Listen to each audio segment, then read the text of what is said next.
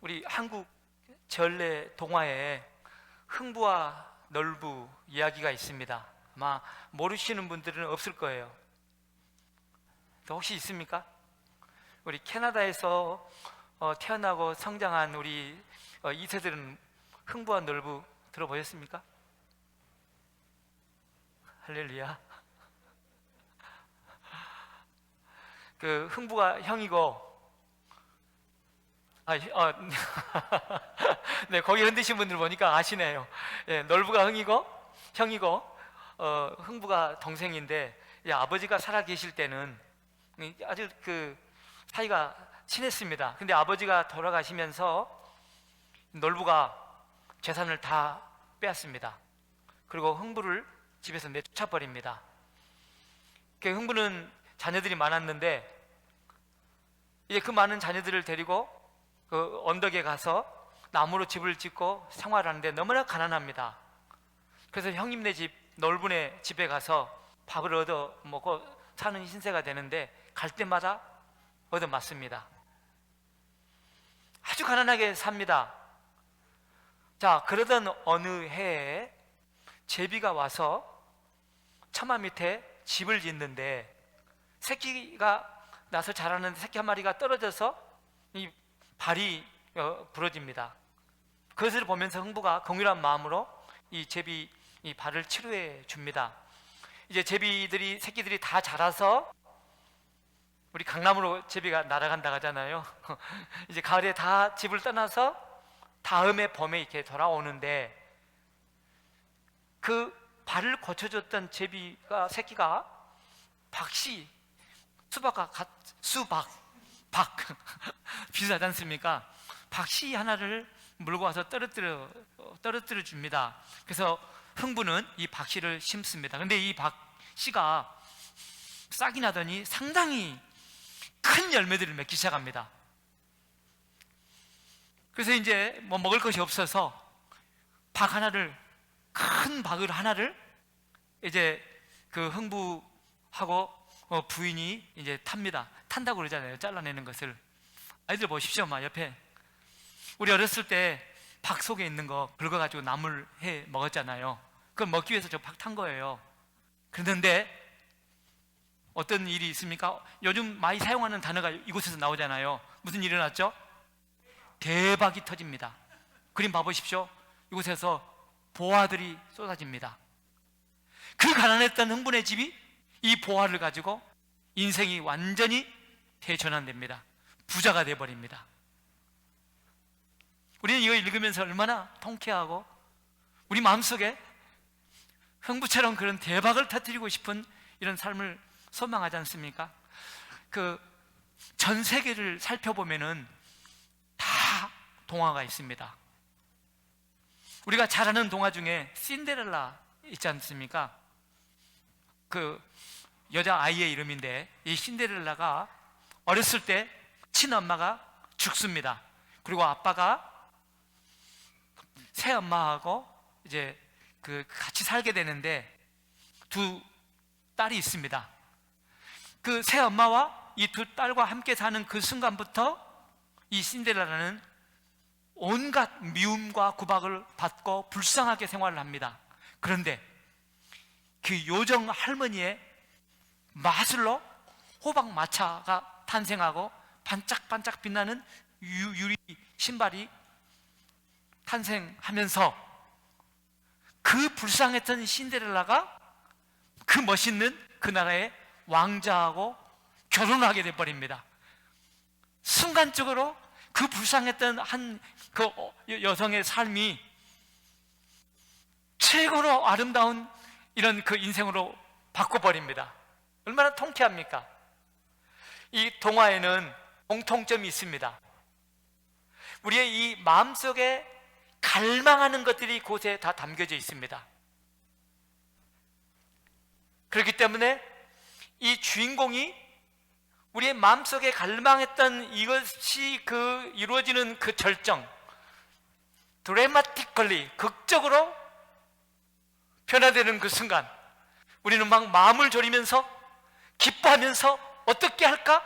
그 대박이 터뜨려지는 그 순간, 우리 막 눈물도 흘리고 통쾌한 것을 경험할 수가 있습니다. 이게 이 동화의 일반적인 이런 그 내용들입니다. 여러분, 우리는 왜 이 동화를 읽으면서 그 극적인 순간에 주인공의 변화되는 그 시점에서 우리는 왜 그렇게 스릴, 막 전율을 느끼면서 기뻐할까요? 사실 누구나 다 이런 마음들이 있거든요. 왜 그럴까요? 우리 인간의 마음속에는 누구나 다 현실보다도 훨씬 더 위대하고 매력적인 그런 삶을 소망하는 이런 타고난 성품이 있기 때문에 그렇습니다. 모든 사람들은 오늘의 이런 현실을 뛰어넘어서 아주 아름답고 이상적인 그런 삶을 갈망하는 이런 스피릿, 정신이 있습니다. 왜 이 정신이 있을까요?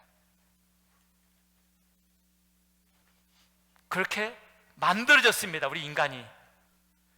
하나님이 우리 인간을 창조할 때 우리 인간 속에는 위대하고 훌륭하고 우리 인간의 이런 현실을 넘어선 아주 매력적인 삶을 사는 것을 소망하도록 만들어 놓았습니다. 그리고 하나님을 믿는 사람들이 그 삶을 살도록, 마치 동화의 주인공들이 드라마틱컬리, 극적으로 새로운 세계를 사는 것처럼 그런 삶을 살도록 하나님은 우리를 만들어 놓았습니다. 그렇기 때문에 하나님을 믿는 사람들의 인생은 누구 한 사람 예외 없이 동화의 주인공처럼 그런 삶을 살아가야 하는 것이 우리 인간의 원래 창조의 질서입니다. 그렇게 살 때 하나님은 기뻐하십니다. 이게 제 이론이라고요? 절대로 아닙니다.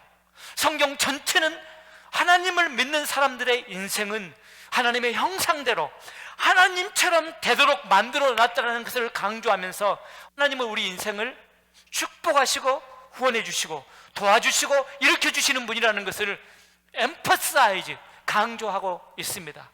그래서 하나님 믿는 사람들을 그냥 종교적인 용어로 축복의 백성 이렇게 표현합니다.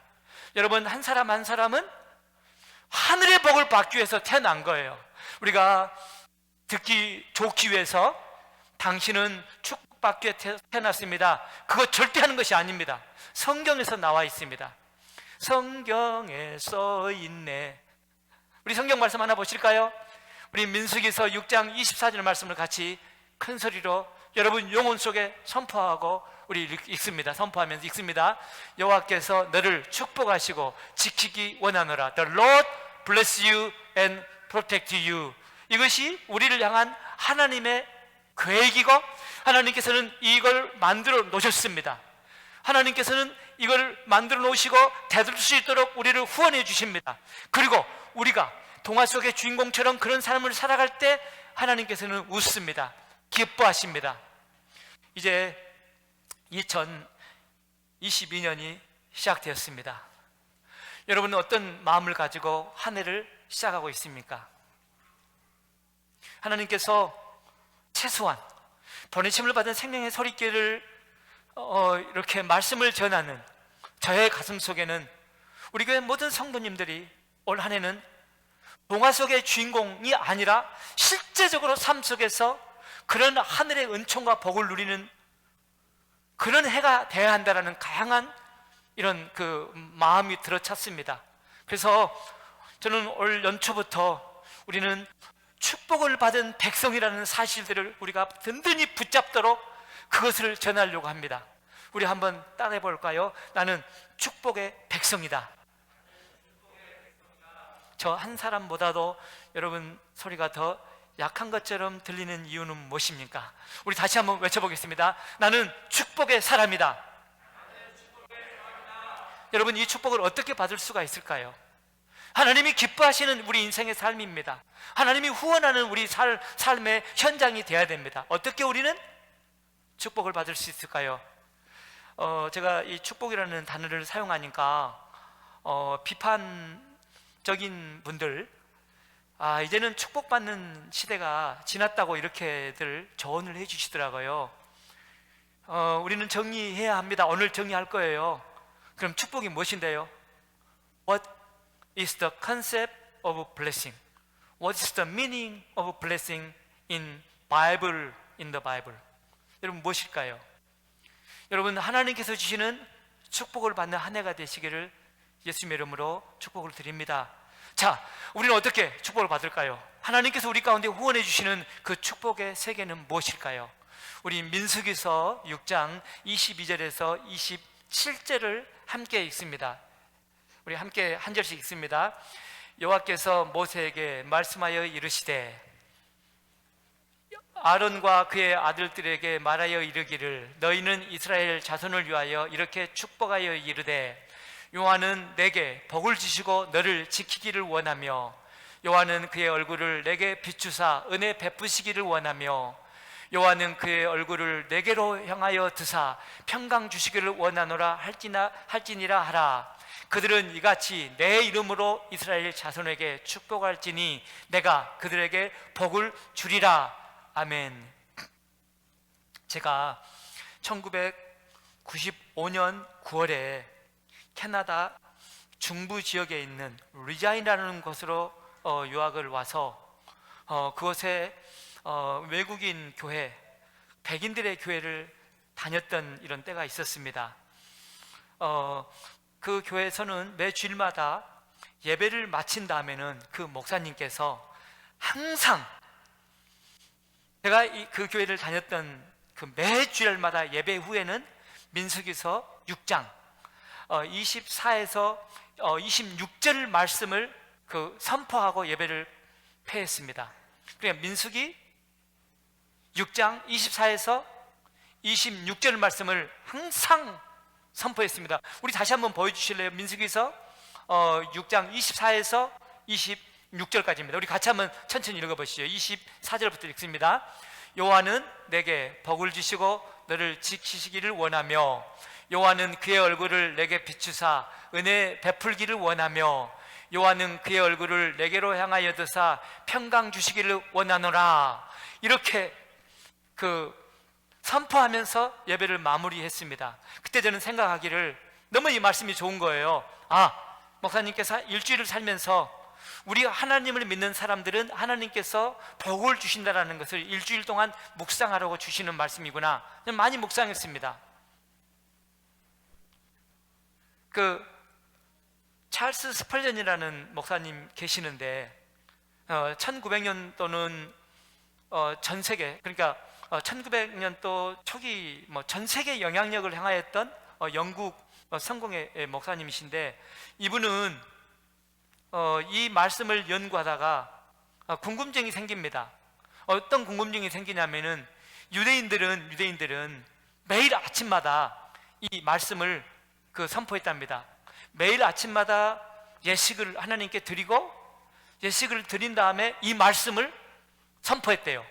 그러니까 날마다 하루를 살아가면서 하나님께서 우리를 축복하시고 우리는 하나님의 복을 받는 사람인 것을 아침마다 들어야 한다라고 얘기했답니다. 근데 이 찰스 스펀 목사님이 이 말씀을 이렇게 묵상하다가 하루에 한 번씩 해야 하는가? 몇 번씩 하는 것이지? 이걸 이제 궁금증이 생긴 거예요. 몇 번씩 우리는 하나님의 축복을 외쳐야지? 아니, 이런 질문입니다. 하나님은 우리에게 몇 번 축복을 주시는 것이지? 이 본문을 깊게 연구했는데 아침에 한 번 선포하고 일주일에 한 번 축복 주는 것이 없더래요. 대신 이게 지금 말씀을 읽는 그 순간마다 지금 하나님께서는 축복을 주시는 하나님이신 것을 발견한 거예요. 그러면서 이분이 이런 얘기를 합니다. 하나님은 하나님의 자녀들에게 날마다 매 순간마다 지금 축복을 준비하고 있습니다. 그렇기 때문에 여러분 아침에 뿐만이 아니라 유대인들은 아침에만 하나님 축복을 준다고 알았으니까 여러분은 아침에도 하나님이 주시기 때문에 그 하나님의 축복을 여러분 정말 요청해야 됩니다. 그리고요 저녁에도 하나님께서 축복을 주시거든요. 그러니까 저녁에 그냥 자지 마시고 시간 보내지 말고 반드시 하나님께 축복을 달라고 하십시오. 뿐만 아니라 여러분 있죠, 점심때도 눈타임에도 하나님 축복을 달라고 얘기하십시오. 하나님 축복을 주십니다. 그러면서 이런 얘기합니다. 여러분 하나님 축복을 얼마나 받고 계십니까? How many? How much do you have God's blessing now? 이거 질문하면서 여러분 만약에 하나님의 축복을 여러분 지금 적게 받은 것 같잖아요. 절대로 아닙니다. 하나님은 여러분의 인생 가운데 주실 축복의 세계가 너무나 큽니다. 여러분이 지금 축복을 적게 받고 있는 그 이유는 적은 그릇을 생각하고 있기 때문에 그렇습니다. 여러분 지금 하나님의 축복을 받고 있습니까? 안 받고 있다고요? 여러분이 지금 그것을 모르고 얘기하지 않기 때문에 그렇습니다. 여러분 개인의 인생을 향한 하나님이 준비해 놓은 축복의 이 그릇은 어마어마하게 큽니다. 여러분 매 순간마다 축복을 구해야 됩니다. 왜냐? 오늘 본문 말씀은 요한은 너에게 복을 주기를 원하고 요한은 여러분에게 하나님 은혜 주기를 원하기 때문에 매 순간마다 성경의 말씀에 따라서 하나님께 달라고 하는 거예요. 그럼 따라해 봅시다. 하나님 지금 나에게 복을 주십시오. 근데 왜 이렇게 저 한 사람, 제가 마이크를 하고 있으니까 그러는 것이죠. 제 한 사람보다도 여러분 이 많은 분들의 소리가 더 약하니까 다시 한번 해봅시다. 하나님 지금 나에게 복을 주십시오. 하나님 나는 지금 은혜가 필요합니다. 지금. 여러분 매 순간마다 하루를 살면서 날마다 여러분 이렇게 하나님께 하나님의 은혜와 하나님의 블레싱을 한번 구해보십시오. 여러분 한번 해보십시오.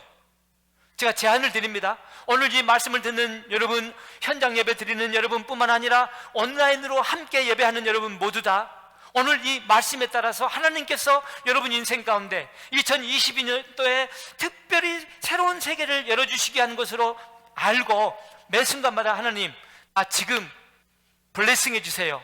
여러분 외쳐보십시오. 여러분 약속하십시오. 여러분 자신에게 한번 약속하십시오. 나는 오케이, 살아계신 하나님, 전능하신 하나님을 믿기 때문에 내가 매 순간마다 나는 하나님께 복을 구해야지. 여러분 정말 놀라운 일들이 일어날 줄로 믿습니다. 그러면서 스펄전 목사님은 이런 걸 제안합니다. 여러분 이렇게 여러분이라고 하지 말고 유라고 했는데 나는 당신이 사람이 주는 축복을 결코 의지하지 않기를 바랍니다. 이걸 제안합니다. 이건 무슨 얘기죠? 우리는 최선을 다해서 인생을 살아야 합니다. 나태하고 게으른 것은 우리 기독교인의 삶 가운데 허용되지 않는 세계입니다. 우리가 최선을 다하고 우리 인간이 할 수 있는 모든 것을 함에도 불구하고 여러분 그러나 인간을 의지하여 인간이 이룰 수 있는 그런 축복을 구하지 말라고 부탁합니다. 왜요? 오늘 본문 말씀에 보면은 축복은 오직 축복의 저장소, 축복의 공급처, 축복을 주시는 분, 축복의 샘은 여호와이기 때문에 그렇다라는 것입니다. 24절 말씀에 뭐라고 되어 있습니까? The Lord bless you. 하나님이 너를 축복하시고, 또 27절 말씀에서는 뭐라고 되어 있습니까? 내가 그들에게 복을 주리라. I myself will bless them. 이렇게 되어 있거든요. 그러니까 사람이 복을 주는 것이 아니라 물질과 환경이 우리 영혼 속에 복을 주는 것이 아니라 내가 하나님께서 복을 주신다라고 분명히 말씀하고 있기 때문에 그렇습니다. 여러분 날마다 하나님께 복을 달라고, 하나님께 복을 달라고 하나님을 바라보는 한 해가 되기를 부탁을 드립니다. 말씀을 듣고 말씀대로 삶 속에서 적용해 보는 거예요. 그러면 말씀이 이것이 사실이라는 것을 경험하면서 놀라우신 하나님의 여러분과 동행하신 그 임재를 여러분 간증하게 되는 그런 기적을 만나게 될 줄로 믿습니다. 우리 성경 말씀 하나 읽습니다. 예레미야서 17장 7절로 8절입니다. 우리 같이 읽습니다. 여호와를 의지하며 여호와를 의뢰하는 그 사람은 복을 받을 것이라. 그는 물가에 심겨진 나무가 그 뿌리를 강변에 뻗치고 더위가 올지라도 두려워하지 아니하며 그 입이 청청하며 가무는 해도 걱정이 없고 결실이 그치지 아니함 같으리라. 아멘. 여러분 이것이 하나님을 믿는 사람들의 인생입니다. 하나님을 믿고 하나님을 의지하는 사람을 뭘로 표현했습니까? 나무로 표현했는데 아무 나무가 아니라 강가에 심기운 나무입니다. 강가에 심겼기 때문에 이 물뿌리를 깊게 뿌려서 내려서 땅속에 보이지 않지만 흐르는 이 수맥, 하나님의 은혜의 이 광맥 가운데 우리의 영혼이 뿌리를 닿습니다. 그리고 그 뿌리 속에서 그 퍼올리는 이런 진액을 가지고 날마다 건강합니다. 잎사리가 푸르청청합니다. 언제나 열매가 마르지 않습니다.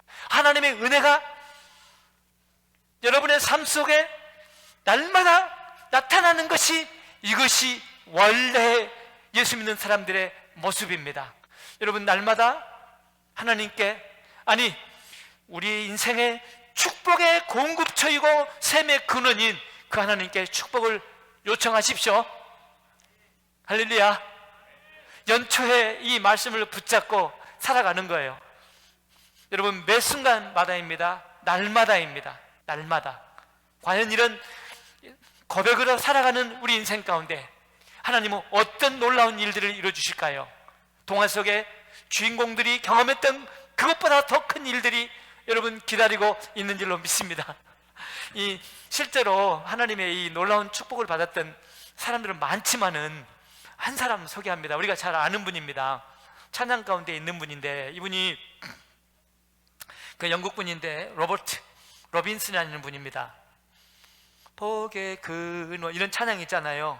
이거 지으신 분인데, 이제 이분의 이렇게 전기를 읽어보니까 이분은 8살 때 아빠가 돌아가시면서 어머니하고 혼자 살기를 시작합니다. 그러니까 홀어머니 사는데 너무 힘든 거예요. 그러니까 이 아이가 초등학교만 졸업하고 더 이상 공부할 수 있는 여건이 못 돼서 바버샵, 이발소에 취직해서 생활을 하는데 뒷골목 아이들과 어울립니다. 할렐루야. 할렐루야. 뒷골목 아이들과 이 어릴 때부터 술을 먹고 도둑질을 하고 강도짓을 합니다. 감옥에도 왔다 갔다 하는 그런 인생을 삽니다. 그리고 항상 이 마음이 불안하고 죄의식에 붙잡혀 있습니다. 이 아이가 성장하면서 마음이 너무나 아픕니다. 혹시 교회를 가면은 위로를 받을까 해서 교회를 다니기 시작합니다. 어느 날 설교를 듣는데 그 목사님께서 그 마태복음 3장 7절에 있는 이 말씀을 외칩니다. 독사의 자식들아, 누가 너희를 가르쳐 임박한 진노를 피할 수 있겠냐 하느냐. 이 말씀을 듣는 순간에 가슴이 무너집니다. 대성통곡을 하면서 회개를 합니다. 하나님, 제가 잘못했습니다. 하나님, 제가 잘못했습니다. 이런 회개의 마음이 나타나면서 이 사람의 마음이 변화됩니다. 서서히 변화됩니다. 하나님이 너무나 좋습니다. 교회가 너무나 좋습니다. 그래서 이 사람이 하나님을 더 알기 위해서 성경을 공부하다가 결국은 저처럼 신학을 공부해서 캠브리지의 유명한 캠브리지 처치가 지금도 존재하는데 그 교회 담임이 됩니다. 그리고 이분이 1758년입니다. 1758년 성령 강림절 하면은 성령이 오시는 것을, 예수님 성령이 오시는, 사도행전 2장에 보면 성령이 오시잖아요. 그 성령 오심을 기념하는 그 주가 있는데, 그 말씀을 목사관에서 이렇게 준비하는데 자기 인생이 순간적으로 스쳐가는 거예요. 아버지가 일찍 돌아가시고 어머니하고 너무나 힘들게 생활하면서 공부도 하지 못하고 이발관에 들어가서 생활하는데 그 뒷골목 아이들과 놀면서 못된 짓 다 했는데 자기 같은 사람이 어떻게 이렇게 거룩한 인생으로 변화되어서 이 놀라운 교회에서 말씀을 전하는 목사가 되었는가? 이것이 순간적으로 하나님께서 내 인생 가운데, 아니 하나님을 믿는 사람들의 삶 가운데 행하시는 이 하나님의 이 손길, 축복을 생각하면서 눈물을 흘리면서 찬양시를 썼습니다. 그것이 있잖아요, 우리 찬송가에 있는 그 28장에 우리 1절만 같이 한번 읽어볼까요? 우리 같이 한번 읽습니다. 1절만 찬양합니다. 찬양. 자, 시작. 복의 근원 강림하사 찬송하게 하소서. 한량없이 자비하심 증량할 길 없도다. 천사들의 찬송가를 내게 가르치소서. 구속하신 그 사랑을 항상 찬송합니다. 이게 완전히 한 인생이 바뀌어버린 거예요. 정말 배움도 없었고 힘겹게 살던 뒷골목의 이 청년이 정말 이 아름다운 교회에서 존귀한 성도들과 함께 말씀을 나누며 예배를 드리는 것은 자기 영혼과 인생 가운데 모든 하나님을 믿는 사람들의 삶 속에 하늘의 복을 주시는 그 하나님인 것을 우리가 느껴지면서 복의 근원 강림하사 찬송하게 막 가슴으로 이 찬양시를 쓴 거예요. 여러분, 하나님께서 2022년 아니 여러분의 인생 가운데 그 놀라우신 축복을 허락하실 줄로 믿습니다. 할렐루야. 우리가 날마다 매 순간마다 이 하나님의 축복을 갈망하는 거예요. 동화 속에 이 주인공들이 변화되는 그 시점에서 우리가 통쾌한 그런 기쁨, 전율을 느낀 것처럼, 눈물을 흘리는 것처럼 여러분의 인생 가운데 전율과 눈물이 흐르는 감기 가는 그 순간들이 여러분 올 한 해 기다리고 있고 경험될 줄로 믿습니다. 할렐루야. 퀘스천입니다. 그러면은 축복이 무엇일까요? 가만히 생각해 보면은 축복이라는 것은 사람 그리고 환경에 따라 다른 개념입니다. 예를 들면은 지금 병상에서 성인병, 큰 병 때문에 죽어가는 이 사람에게 축복은 무엇일까요? 집입니까? 비행기입니까? 차입니까? 돈입니까? 뭘까요? 이 사람에게 축복은 의사도 고치지 못하는 이 병으로부터 고침받는 것이 아니겠습니까? 아니 그렇잖아요. 그러면은 전쟁에 갔습니다. 여러분, 전쟁에 가면은 죽냐 사느냐 둘 중에 하나거든요. 전쟁에 간 군인에게 축복은 무엇일까요? 사랑하는 아내와 함께 아름다운 가정을 꾸리는 것일까요? 아니잖아요. 이 지금 전쟁하는 군인에게 이 전장터에서의 축복은 무엇이냐면은 살아나는 것입니다. 전쟁에서 승리하고 집에 돌아가는 것, 그것이 축복이 아니겠습니까? 여러분, 지금 이제 대학을 졸업하고 직장을 들어가는 이 젊은 사람들에게 정말 가장 큰 축복은 무엇일까요? 지금 당면한 축복은 무엇일까요? 이 입사 시험에 통과해가지고 좋은 직장 들어가는 것, 이것이 축복이 아닐까요? 이제 자녀들 기르는 우리 그 부모님들에게 정말 자녀들을 보면서 그 바라는 축복은 무엇일까요? 우리 자녀들이 훌륭한 믿음의 사람들로 성장하는 것, 그것이 축복이 아닐까요?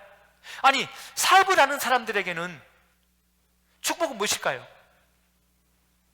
정말 사업이 잘 되고 번성하는 것, 여러분 이것이 축복이 아닐까요? 그러니까 축복이라는 것은 사람과 어떤 때에 따라서 다르게 이해되는 것이 축복입니다. 그러면은 하나님께서 주신다라는 그 축복은 도대체 무엇일까요? 이 축복이라는 단어가 오늘 본문 말씀에 사용되고 있는 것이 히브리어로 바라크라는 단어거든요. 그래서 저는 막 애울 때 있잖아요. 크게 바라보아라, 바라크, 이렇게 애웠었거든요. 여러분 한번 따라해 봅시다. 히브리어 말입니다. 블레싱이라는 단어가 히브리어로 따라해 봅니다. 바라크. 크자를 붙여요. 격한 발음이 나와야 됩니다. 이게 바라크가 무슨 얘기냐면은 하나님의 행동하는 결과, 이걸 말하는 것이더라고요. 그러니까 저주하고 curse라는 단어 있잖아요. 저주하고 반대쪽으로 행동하는 그 하나님이 행동하는 하나님의 힘의 결과가 바라크 축복이더라고요. 야, 이거 비밀을 말씀해 주시는데 기도하시는 분들도 계시네. 이 바라크라는 것, 축복이라는 것은 무엇이냐면은 이 저주와 반대쪽, 그럼 무엇입니까? 제일 좋은 거 아니겠습니까? 이것을 위해서 행동하는 하나님의 힘의 결과, 그러니까 이 축복이라는 것은 저주와 반대되는 일을 행하시는 하나님의 능력의 이 결과가 이게 축복이라는 것입니다. 하나님, 그러니까 축복한다라는 것은 우리 인생을 저주로부터, 여러분 지금 놓여 있는 환경 속에서 저주가 될 수 있는 것들이 있잖아요. 그런데 하나님께서는 축복하시는데 이 저주와 반대쪽으로 우리 인생을 능력 가운데 일을 행하시는 거예요. 이 성경학자 노르발이라는 분이 이 축복을 설명하면서 이런 이야기를 썼습니다. 자, 하나님께서는 지금도 자신들의 자녀들에게 손으로 이 일을, 그러니까 하나님께서는 그 하나님의 손으로 능력을 행하시면서 복을 주신다, 이렇게 써놨습니다. 근데 축복이라는 단어는 하나님 예수 믿는 우리의 삶 가운데 저주와 반대쪽이 일어나도록 전능하신 손으로 일하시는 것, 이것이 축복이라는 것입니다. 이것이 축복입니다. 자, 그러면은 여러분, 오늘 본문에서 하나님 우리를 축복한다고 했잖아요. 우리를 위해서 이 저주와 반대쪽의 일들이 일어나도록 지금 일하고 계시잖아요. 그 무엇일까요? 한 세 가지가 나타나 있거든요. 우리 한번 봐보 24절 말씀 봐봅니다. 우리 24절 같이 읽습니다.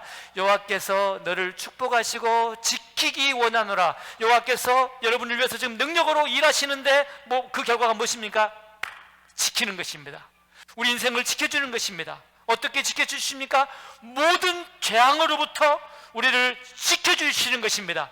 모든 유혹과 시험으로부터 우리를 지켜주시는 것입니다. 모든 악한 세력으로부터 우리를 지켜주시는 것이 여러분 축복인 줄로 믿습니다.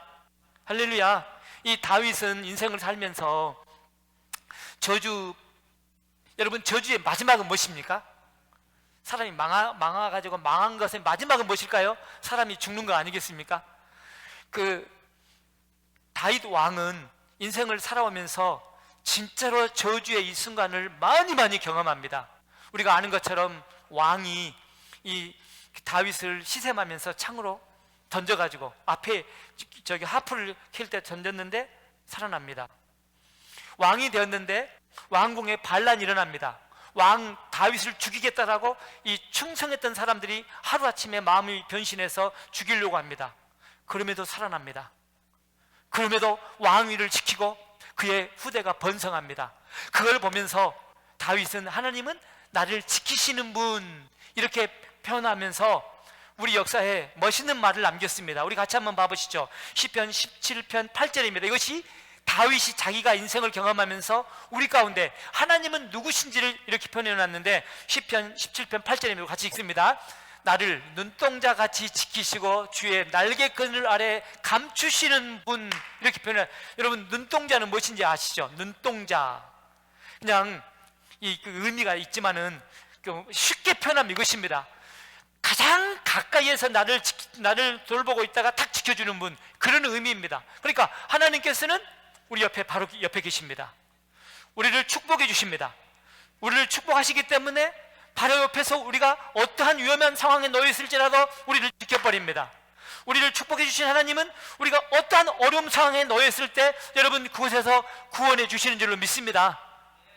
하나님 우리를 축복하신 분이기 때문에 우리를 지켜주시고 구원해 주시는 분이라는 것입니다. 자, 여러분, 만복의 근원 그 하나님은 우리와 함께 하시고 우리를 지켜주시고 우리가 삶의 어려움을 직면했을 때마다 나타나시는 분입니다. 오늘 본문에 지금 이 표현을 25절에서는 뭐라고 하냐면은, 여호와는 그의 얼굴을 내게 비추사, 이렇게 표현해 놓고, 또 26절 말씀에는 여호와는 그의 얼굴을 그리고 5절에서는 여호와는 그의 얼굴을 내게 비추사, 이렇게 26절에서는 여호와는 그의 얼굴을 내게 향하여 이렇게 돼 있잖아요. 향하여 드시사, 이렇게 돼 있잖아요.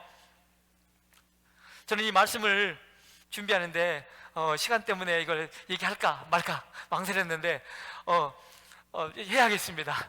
원고에는 없는 얘기지만은 저희 집에 고양이를 한 마리를 기르는데 이 고양이가 완전 제 껌딱지처럼 옆에 와 있습니다. 글을 쓰고 독서할 때 항상 옆에 앉아 있습니다. 그리고 제가 집중할 때는 항상 제 뒤에 앉아 있습니다. 저는 얘가 너무나 제가 집중하다 보니까는 얘는 어떻게 지내냐 하고 이렇게 제 얼굴을 들어서 이렇게 좀 보는 데가 많습니다. 제가 얘 얼굴을 볼 때는 꼭 이름을 부르면서 자, 밥 먹으러 가자 하고 얘의 필요를 채워주는 저를 보는데, 오늘 본문 말씀이 똑같습니다. 하나님께서는 우리를 지켜주시고 우리를 보호하시는데 눈동자처럼 하나님 우리와 함께 지켜주신데 우리와 함께 하신다고 했지 않습니까? 고개를 들어서 우리를 보신다, 이렇게 표현됐잖아요. 고개를 들어 우리를 보신다라는 그 원어의 의미를 보니까 고개를 들어서 우리를 보면서 미소 짓는다. 왜 미소 짓느냐? 그 이유는 딱 한 가지랍니다. 우리의 필요를 채워주기 위해서, 우리의 삶에 긴박한 것들을 지금 제공해 주시기 위해서, 위험한 것으로부터는 보호해 주시고, 뭔가 필요할 때는 공급해 주시고, 다쳤을 때는 치료해 주시고 하는 그 하나님이시라는 것입니다. 여러분, 우리 25절 말씀을 다시 한번 읽습니다. 25절 같이 읽습니다. 여호와는 그의 얼굴을 내게 비추사 은혜 베푸시기를 원하며. 자, 하나님 우리를 축복해 주신다라는 그런 의미입니다. 축복해 주시기 때문에 뭘로 나타납니까? 그 축복이 은혜로 나타납니다. 그러면 또 퀘스천이 있습니다. 여러분, 은혜는 무엇일까요? 이제 축복은 정리하셨죠? 축복이라는 것은 진짜 주님 나를 축복해 주옵소서. 이것은 무슨 얘기입니까? 저주에서 있었던 하나님, 나의 이런 상황을 가장 저주와 반대는 이것으로 하나님 일하여 주옵소서. 하나님의 능력에 이런 힘으로 나를 위하여 일하여, 이것이 축복이라는 것 말씀하였습니다. 그럼 은혜는 무엇이냐면은, 여러분, 은혜에 대해서 여러 가지 얘기할 수 있는데 실제로 은혜를 경험했던 사람의 글을 성경에서 찾아보시죠. 사도 바울이라는 사람은 하나님의 은혜가 아니었더라면 이 사람은 하나님께 저주를 받아야 했습니다. 왜요? 교회를 핍박했었고 교회 다니는 사람들을 죽였기 때문에 그렇습니다. 자, 그런데 이 사람이 하나님의 은혜를 경험하면서 은혜를 로마서 4장 4절에 이렇게 표현해놨습니다. 우리 같이 한번 읽어보시죠. 같이 읽습니다. 일하는 자에게는 그 싹이 은혜로 여겨지지 아니하고 보수로 여겨지거니와.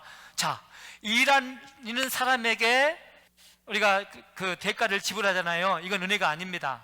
내가 노력하기 때문에 뭔가 대가를 받잖아요. 이건 은혜가 아닙니다.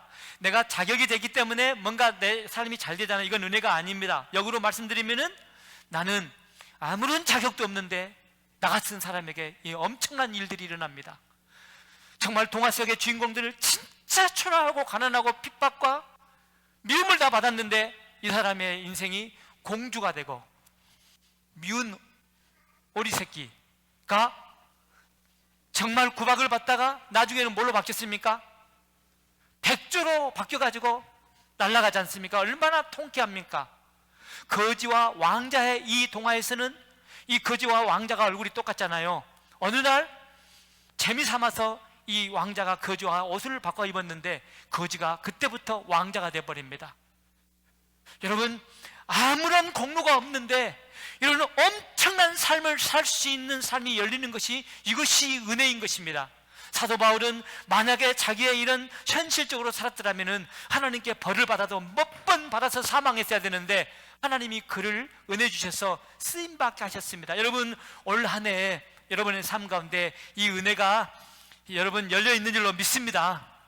축복입니다. 이것이 축복입니다. 자, 이제 26절 말씀은 그 축복을 어떻게 또 표현했습니까? 26절 말씀을 같이 읽습니다. 여호와는 그 얼굴을 내게로 향하여 드사 평강 주시기를 원하노라 할지니라. 자, 제가 고양이를 보면서 뒤돌아보면서 얼굴을 이렇게 하고 있다가 들어서 봅니다. 그러면은 이 고양이에게 필요한 것들이 제공됩니다.